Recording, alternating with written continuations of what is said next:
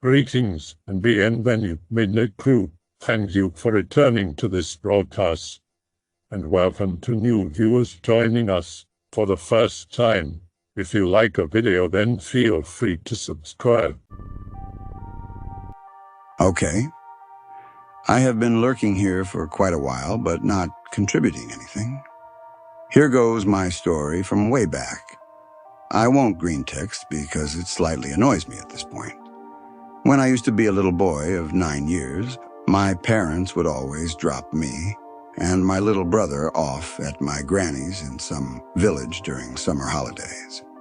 And while I am speaking about villages, this one was really pretty much medieval and probably not much improved since Soviet times. We lived in Russia back then.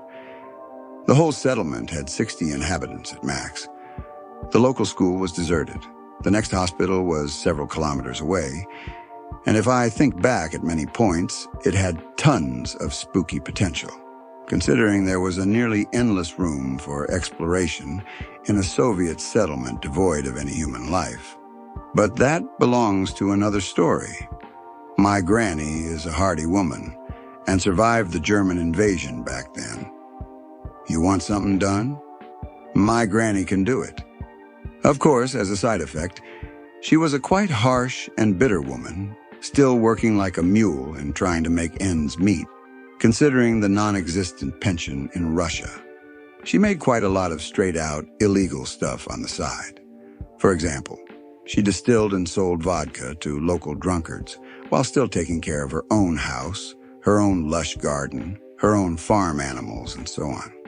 Thinking back on it, my grandma is probably the toughest woman I have ever met. But I am trailing off way too hard. Most people would think that a rural area devoid of life would be safe, but everyone who never visited these parts would be sorely mistaken. The suicide rate in this village was through the roof, with 60 inhabitants, mind you.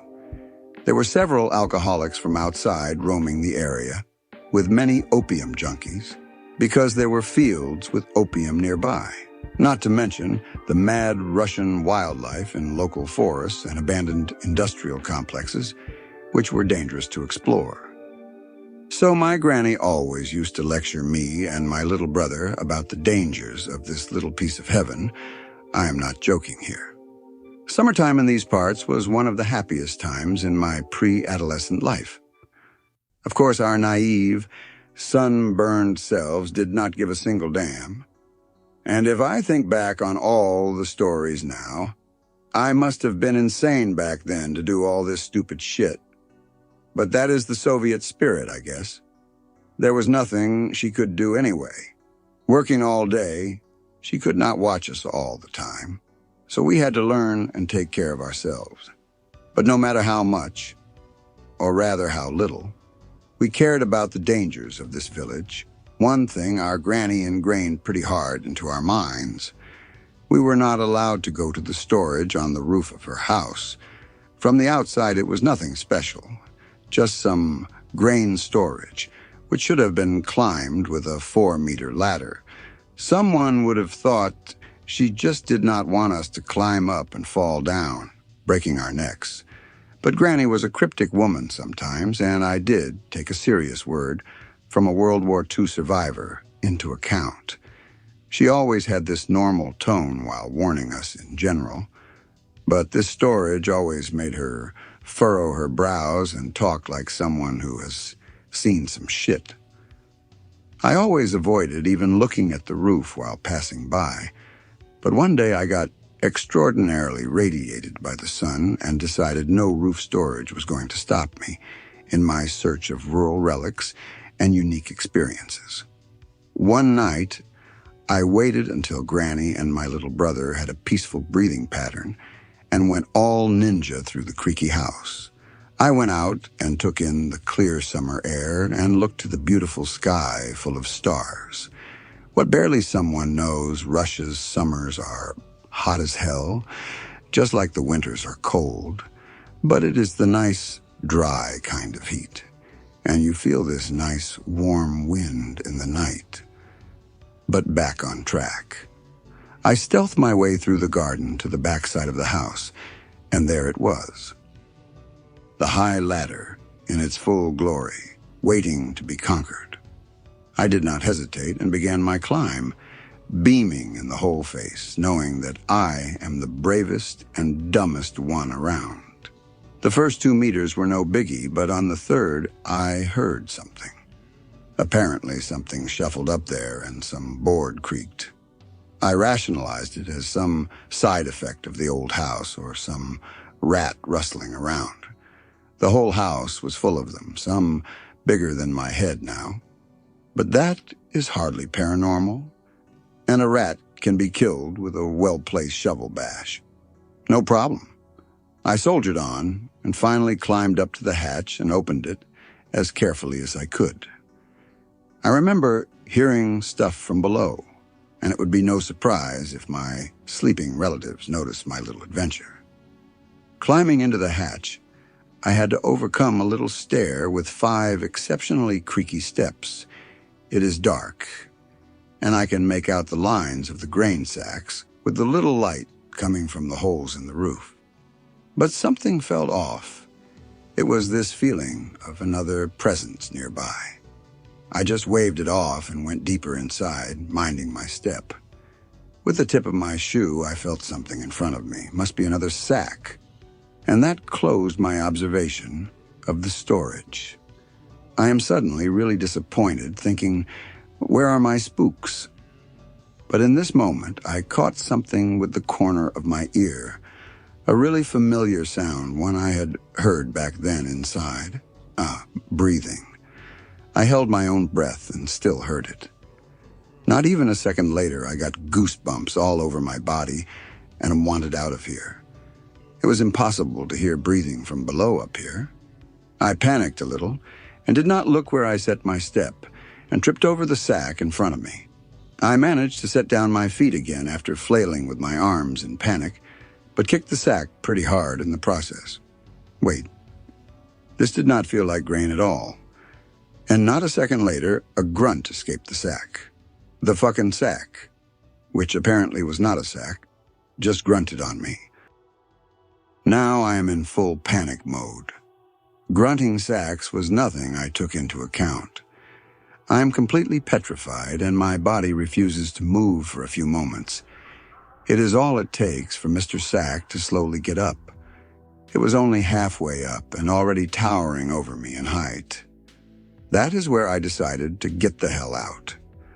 I slammed on the first step, nearly breaking the damn thing, and bolted out of the hatch. I quickly climbed down the ladder while losing balance several times, and then something happened which makes my veins freeze to this day. A head is poking out of the hatch, and a deep manly voice shouts, "Wait!"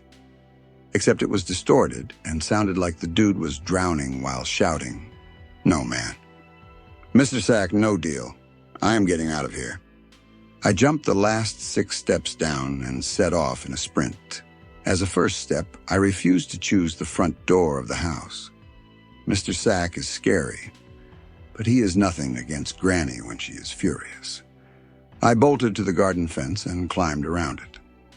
As I looked back, I saw the shadow of a man or whatever it is. Couldn't really see shit in the dark, just jumping down the whole distance and landing in some tall grass. Nobody would have survived a jump like that without breaking something. But the fucker got up and was quickly closing in on my location. I am scared, but I do not want this figure in the house with my family. I suddenly knew where to run. There was an old garbage dump in the area with a ton of rusting industrial parts and things like that. I ran along the fence and quickly lost sight of Mr. Sack, but he should have seen where I was running. I ran to the dump and began my adrenaline-fueled search for somewhere to hide. Not long after, I saw an old pipe which had room underneath it.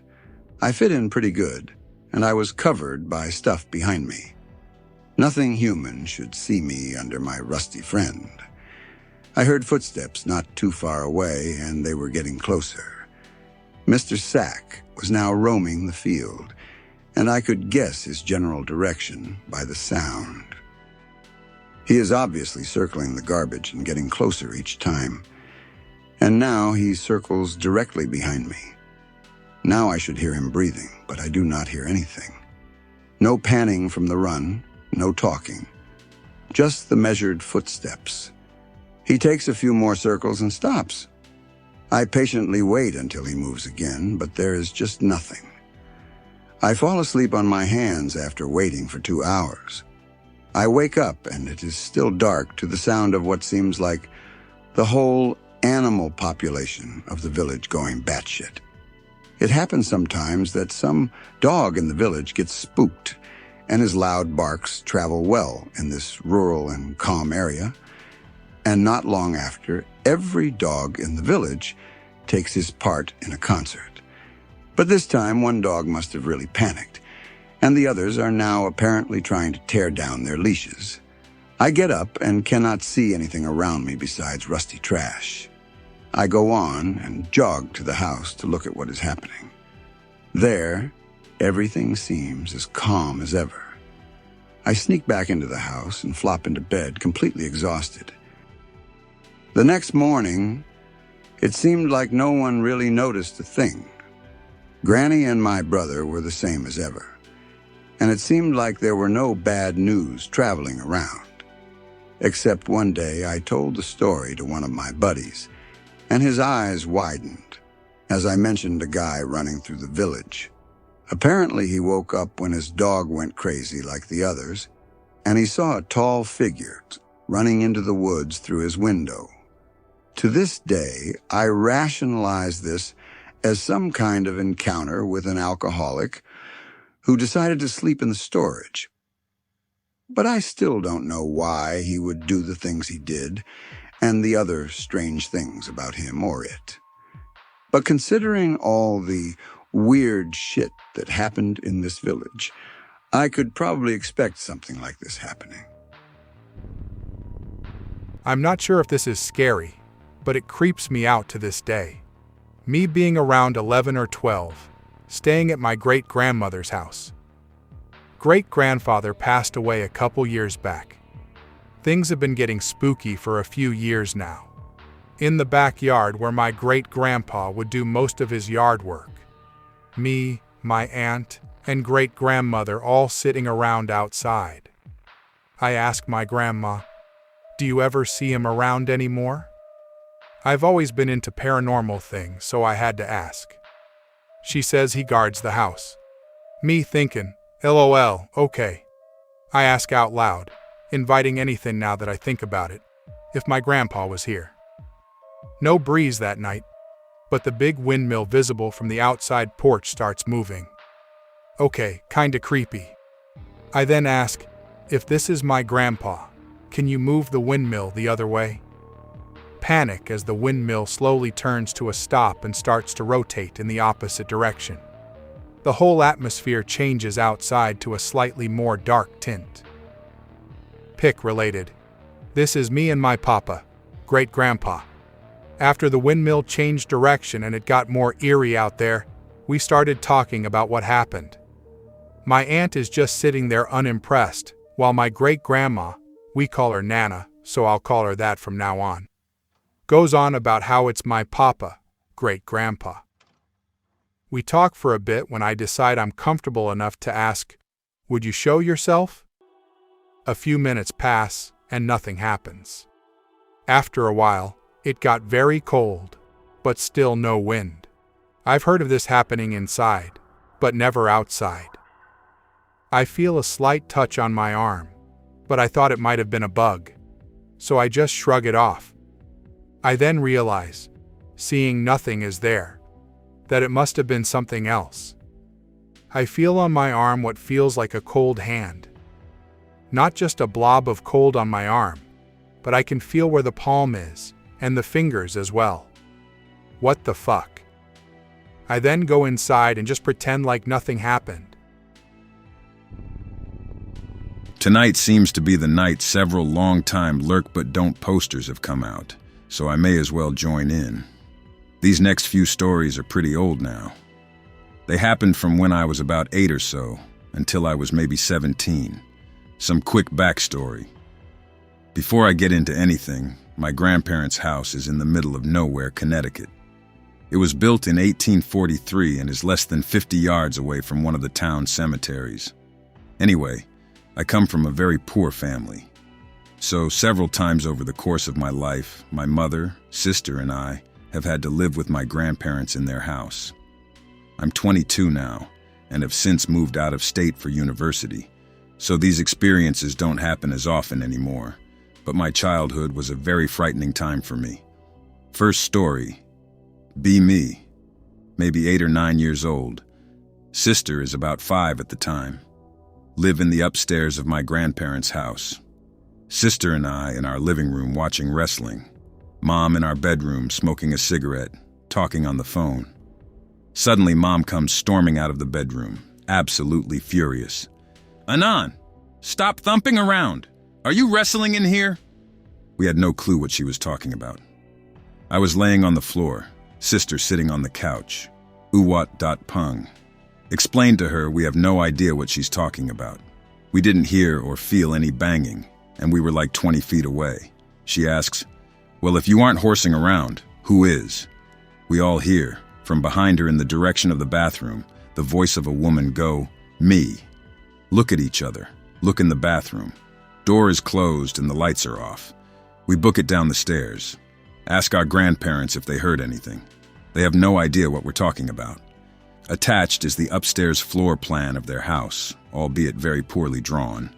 Over 9,000 hours in paint. Some of the stories I'm going to recount are just weird things that have happened in the house, not necessarily to me. This next one, however, was one of the more frightening things I've ever personally experienced there. Be me a few years prior. I'm maybe 6 or 7-ish. My sister is barely older than 2 or 3. It's around December or January, because my grandparents were looking through a country catalog, and there was a section on calendars they were interested in.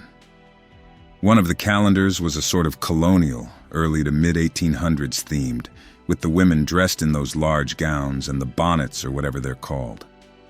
My sister slaps her hand down on the page. "Mama, that's the lady that visits me in my room every night." Mom starts crying, throws away the magazine and doesn't mention it for years. At the time, we all shared the same room. There was a large closet off to the side that was essentially big enough to be a room, and that's where my mom's bed was, but my sister and I both shared the same sleeping space. I had trouble sleeping for months after that, because it always felt like I was being watched the later I stayed up. Occasionally I heard my sister whispering, sometimes laughing, and sometimes crying at absurd hours of the night, like 3 a.m. I feel like I should say that normally, I'm not a very superstitious person. I don't really believe in ghosts per se, nor do I necessarily believe in demons or anything like that. But there have just been times where things happen that I just can't explain. I try to rationalize it all I want, but sometimes it just isn't possible for me to sort out in my head. That being said, I feel like horror movies, creepypasta, and my childhood experiences have made me into a colossal wimp. I'm terrified of the dark, and I'm always stricken with fear should I wake up in the middle of the night and the TV or my computer are off. I just can't shake the feeling that maybe something is in here with me, and I'm not alone. Anyway, next story. Be me, in that general 6 to 10-year-old kid range. Lots of things happened back then, so I'm not sure exactly when they did, but I know it was before high school. In high school, it got a bit more real. Upstairs in my or my sister's room alone. Everyone is either downstairs doing something or outside playing. It's summer. I loved Hot Wheels cars, so I was racing them on the floor. I had, with as much precision as I could, roll the cars across the room and see which one would touch the wall first. Roll 2 cars across the floor. They slam into the wall at the same time. Get really excited. Exclaim that they tied, and it was cool. From behind me, seemingly next to me, right next to my face, a voice says, "No, they didn't." Sounds kind of like my sister, but a little older. Just like a bubbly, high-pitched little girl's voice. Whip around. There's nothing there but my sister's Cabbage Patch dolls and teddy bears. Go to run out of the room. It's closed. I never shut the door, or ever heard it shut. Try and pull it open. It's stuck. I'm dead. Pull as hard as I can, and the door flies open. Run down the stairs and hear a super faint laughing coming from behind me. In between a lot of these events, my memory is very hazy. I can remember to the second what happened when they were going on. But in between that area, it's a huge blur, like I can't recall it even if I try. A few short ones not about me, but rather ones that have been relayed to me by my family members. In the dining room, there is an old defunct fireplace. It's filled in, an only decoration now, but it has a nice mantel above it. On the mantel is an old antique mirror my grandparents have had for years. It was leaning back against the wall and had several other decorations in front of it. One morning, my grandparents got up for work, and my grandfather sat down at the dining room table to read the paper and have breakfast. My grandfather cuts his foot when he sat down. Angry and in pain, he pulls his chair out and notices a lot of glass directly underneath the table. It's the entire mirror, completely smashed, but it wasn't like shattered glass. It was in its normal shape, directly underneath the table, completely smashed. Nothing else on the mantel was disturbed, nor were the chairs before he sat down. This one also happened to my grandfather. He is a huge skeptic. He's well into his 60s now, and is a Vietnam vet, and I had literally never seen him scared before this, or since. Be me, sitting in the downstairs dining room with my grandmother, mom, and sister, playing cards, I think. I'm sitting in a position at the table where I can see into the living room. My grandfather is in a recliner just past the doorway, partially blocking my view of the TV, kind of phasing out of the card game, watching whatever he had on TV. Suddenly his recliner starts shaking, not super violently, but enough to where I can see. Tell everyone that something might be wrong with my grandfather. They turn around in time to see him jump out of his chair and come running into the dining room. He's as white as snow.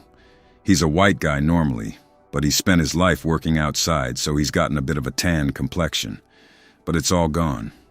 He looks completely drained of life. Eyes are wide. He's gritting his teeth super hard, breathing kind of heavy. My grandmother is worried he's having a heart attack, but he just shakes his head. No. Eventually he explains to us that the grandfather clock in the room started going crazy. The chimes were slamming against the sides of the case and the hands were spinning like mad. We didn't hear anything. He says he needs some air and gets into his car and drives away. We go into the living room where he was. The clock is at the right time and the chimes are completely still.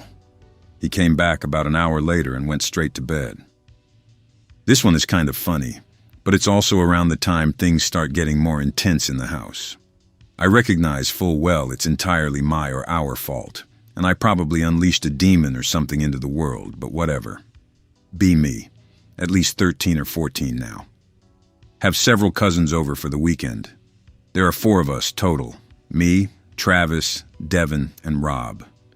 Travis and I are of the same age. Devin and Rob are a year younger.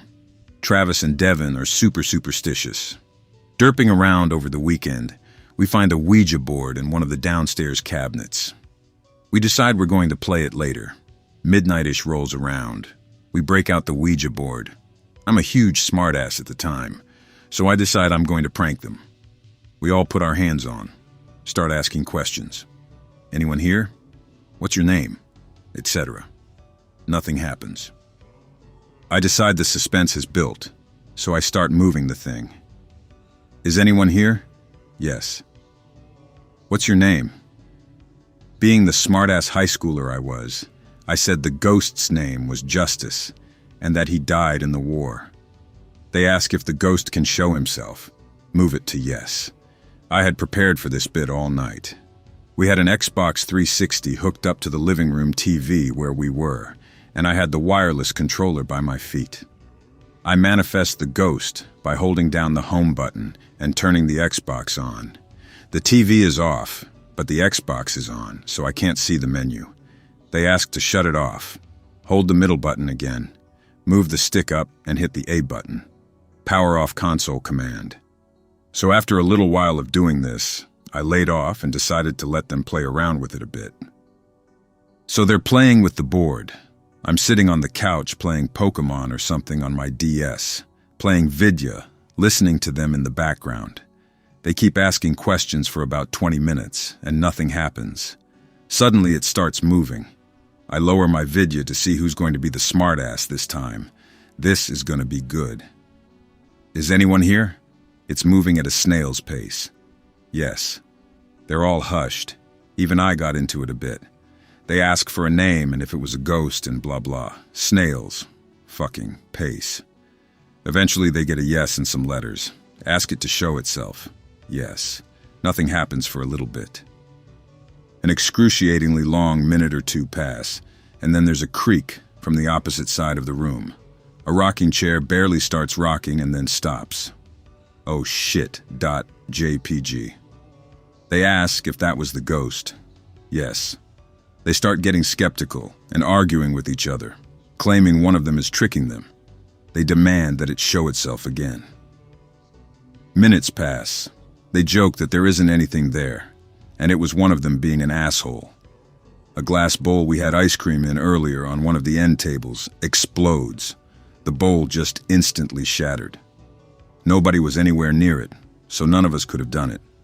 It wasn't like it exploded like a grenade. The pieces didn't fly everywhere and murder us. Rather, they just fucking fell from where they were.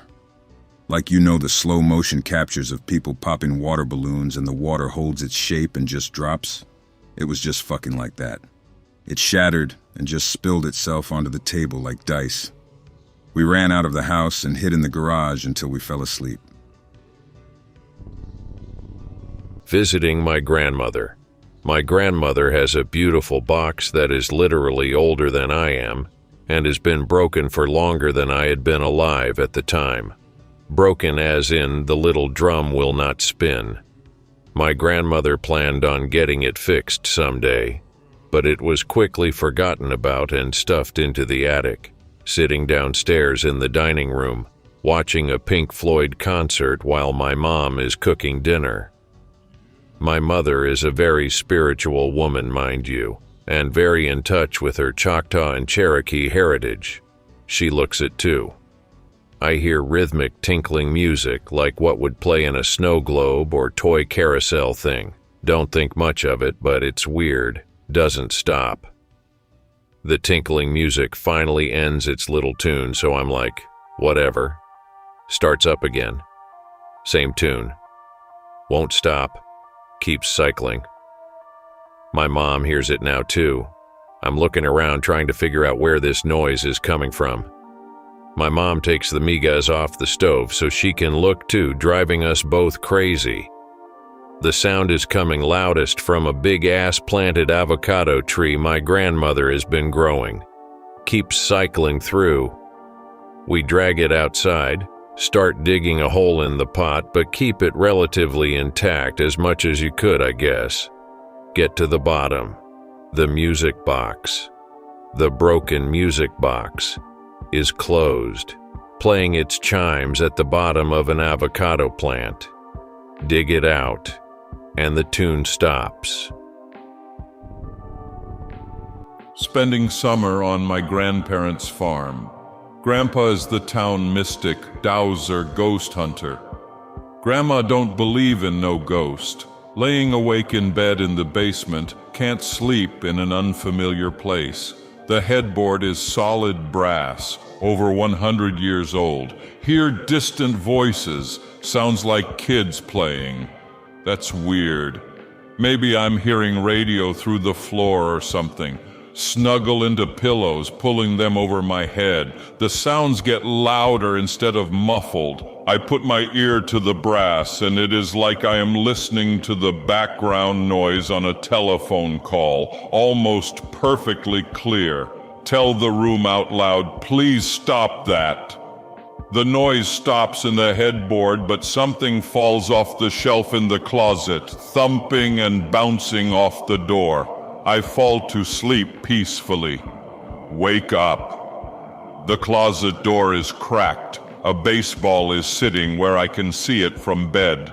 Jump from bed to bedroom door. No way am I letting something grab my ankles and pull me under the bed like a chump.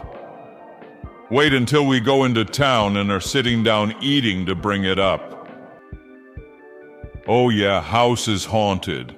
2 adult males, 2 kids, either both boys or a boy and a girl. We think they are the kids who died when the original house burned down. I hope that you enjoyed tonight's broadcast. If you enjoyed tonight's story, then please subscribe to the channel as more Greentext will appear daily. A new broadcast will appear when the clock strikes midnight Central Time.